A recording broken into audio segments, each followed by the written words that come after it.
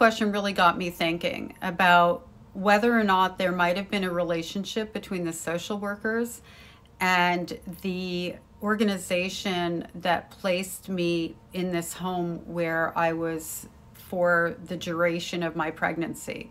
So the organization was like an unwed mothers organization, and they were very pro-adoption.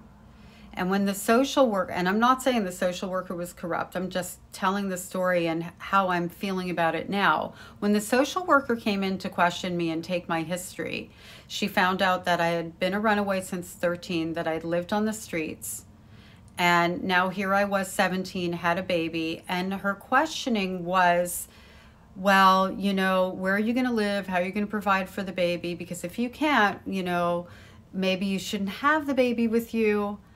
And I told her, well, I can stay with this family. I'm helping nanny for their 11-year-old daughter, and it's open-ended. And she's like, yeah, well, you know, we can go and check on you, and that would be okay, but we're going to come for visits and check the house and this, that, and the other. So I felt that there was a possibility that I would lose my daughter.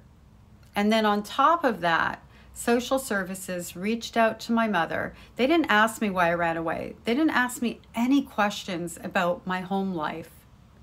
They put me on the phone with my mother, who I hadn't spoken to in 3.5 years, who used the magic words, I love you.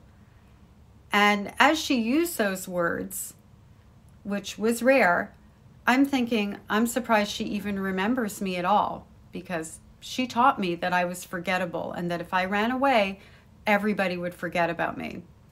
So going home became not just my only option, it became what I wanted to do, because I wanted my mother, who told me she loved me.